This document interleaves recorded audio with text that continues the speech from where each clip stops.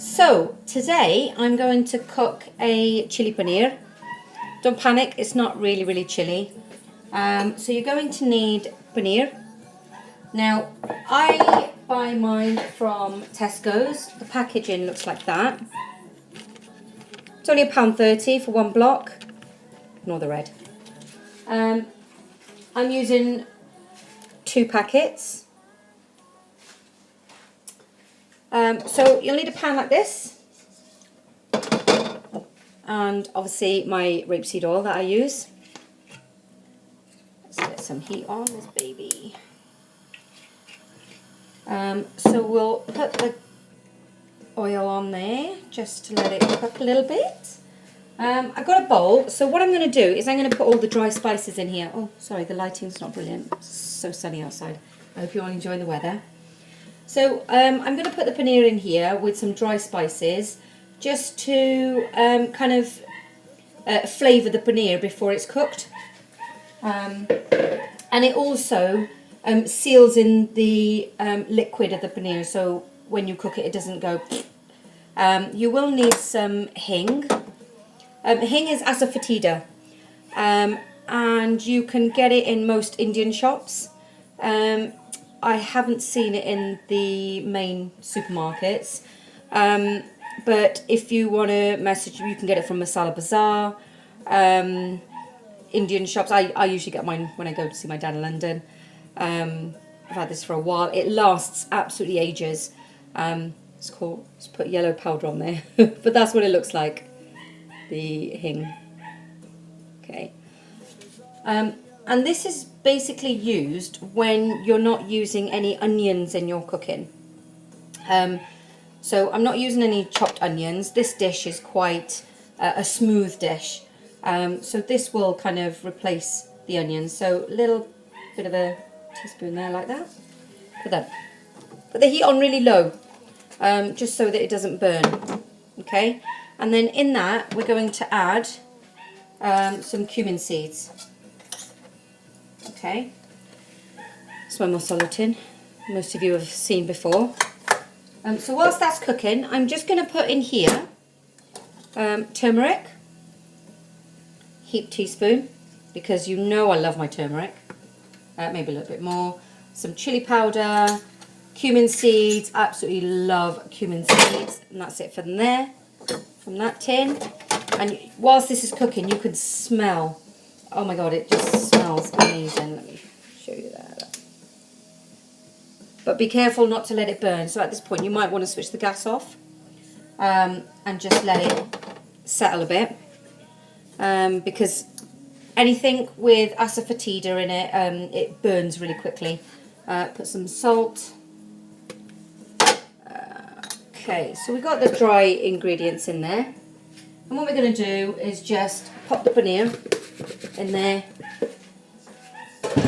give it a good coat, and switch the gas back on a low. Give it a really good coat. You can see it's gone.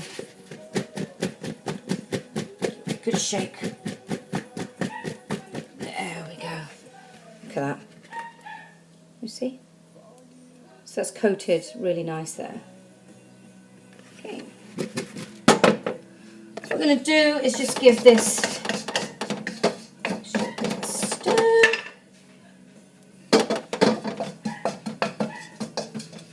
If you have got any kind of,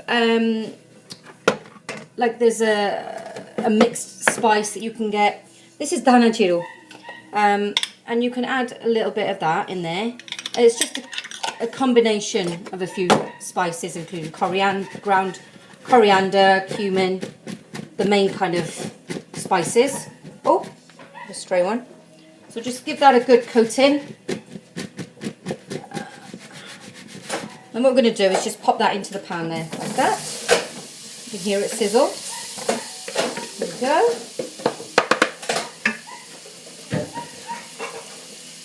I'll show you that there. So that's in the pan there. And just let it cook for a few minutes, not too long. And then it will just, you can turn up the heat a little bit.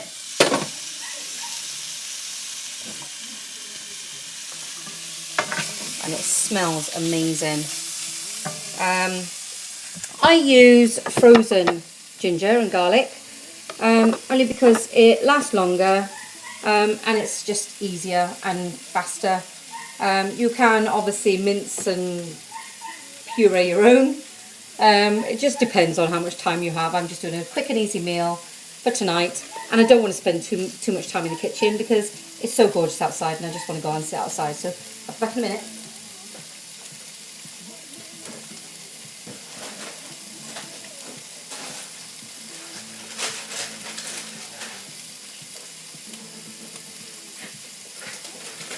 So this is what I use. You've probably seen it before. You can buy them already cubed up. Look how easy that is.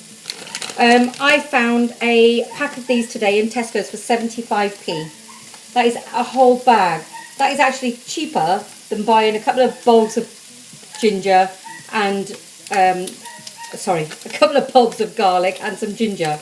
So I'm going to pop those in there. And what I'll do here is just put the frozen cubes on the bottom and then just cover it with the paneer. So I'm going to add a dash of water just to make sure it doesn't burn.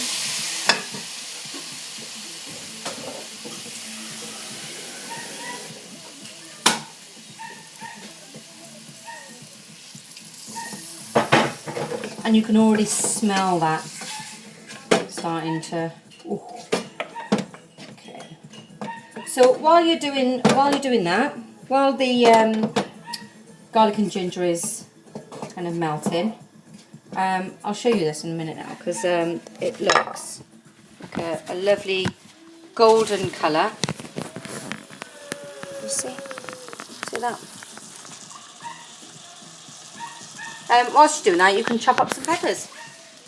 I've already chopped mine up. So I'm just waiting for the ginger and garlic to completely melt away. There are loads of health benefits with asafoetida. I think I've seen Joe Wicks use it in a recipe recently. I'm not sure, but yeah, it's like anything trendy at the moment.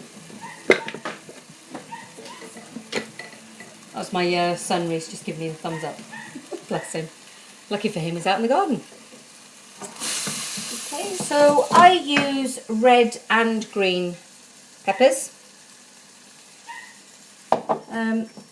I usually make a couple of dishes, but tonight I'm just going to make this paneer.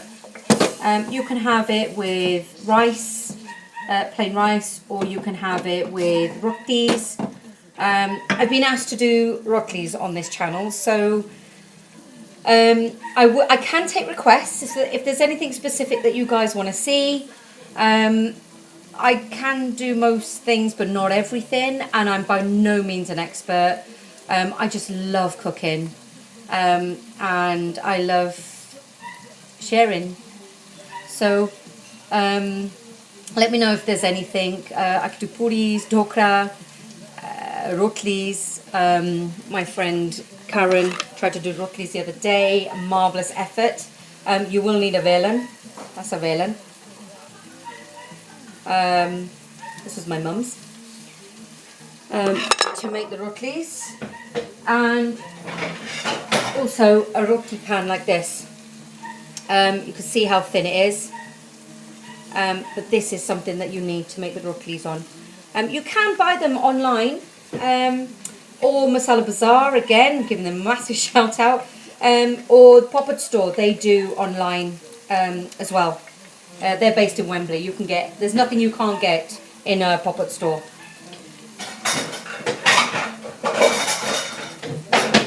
Okay, so all my garlic and ginger has now melted, and the texture has gone quite. You can tell that everything's kind of fused together. The paneer is still cubed. You know, it's still cubed. How you would try to cook it straight away from scratched like that. It may have just kind of disintegrated a little bit. It's no major drama. It's whatever you like. If you like your paneer crumbly, you can just, you don't have to coat it. You can put the spices in when, you know, when they're cooking in there. Okay, so now I'm going to add the peppers that I've sliced. That's what I made earlier. And just give it a good stir. If you feel, or if you can see that it's starting to stick around the edges, then just add some more water. Not too much, because you don't want to dilute the tastes, but sometimes it just does bring the spices out, and it just does something magical to the spices with water. So give that a good stir, and because the peppers have gone in cold, you can immediately hear the sound has completely changed. So the paneer isn't screaming anymore. The peppers have calmed them down. It's for me, it's really important to have a really good connection with your food. I always cook with love, so, you know, never cook angry if you can help it, because the food just tastes so much better. And it's always good to have a smile on your face when you're doing something that you love, and because you'll be sharing that happiness. So I'm going to show you that now. It's just add a lovely little mix, and then you can see that. At this point, you can cook it for a little longer. You can leave it as a dry dish if you like, and have it like a kind of a starter if you wish. I use passata to do my paneer, because I just feel that the paneer benefits from a real smooth, because everything else is so chunky. Adding like chunky tomatoes in it would just add to the chunkiness, but it's a matter for you. You know, there's no hard and fast rules. If you feel like you want to add chopped tomatoes, you can. These are really cheap again. It's only the one from Tesco's. And I just make a little well in the middle, pour it all in, and to make sure I don't waste anything, because everyone who knows me knows I hate waste. Just going to pour a little bit in there. Just give it a good swill, and there we go. It's all gone in there like that. Okay, so so there you can see there's your chili paneer. So give it a good stir like that.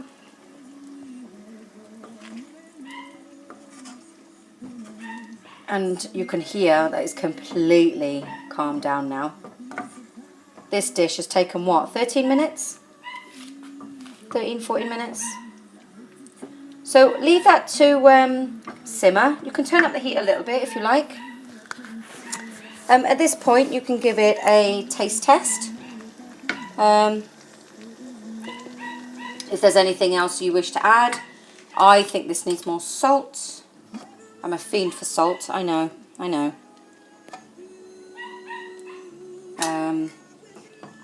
And do you know what? I think I'm going to add a little bit more chilli as well.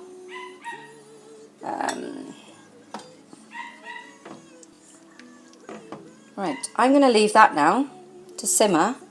Only a couple of minutes. But there you go. There's your chili paneer. And then just to top it off, once it's done, I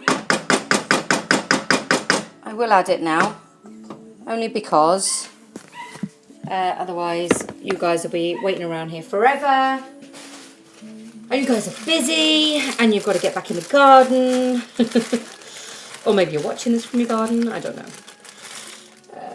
Okay, so coriander. A good tip is when you get a bag of coriander, if you're not freezing it or keeping it in the fridge, just pop a little bit of kitchen towel. Just pop a kitchen towel in the front of it, and that will keep it nice and dry in the fridge. Otherwise it'll wilt, get damp, and get a bit kind of mulchy and you'll end up putting it in the bin. And who likes food going in the bin? Nobody. So I'm just out of shot here because I am just chopping up the coriander. I love coriander. I am determined to grow my own coriander plant. That and mint, my two herbs that I use a lot. Okay.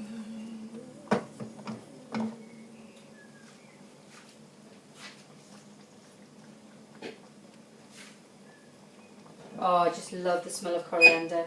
Again, I know not everyone does, and that's fine. Each to their own. I love it. So, last shot of the chili paneer. There you go. Give it a go. Very simple, very easy. Any questions, let me know. And of course, if you've got any requests or anything that you want to see in particular, let me know and I'll try and do my best. Have a great weekend, guys, and thank you for watching. Bye bye.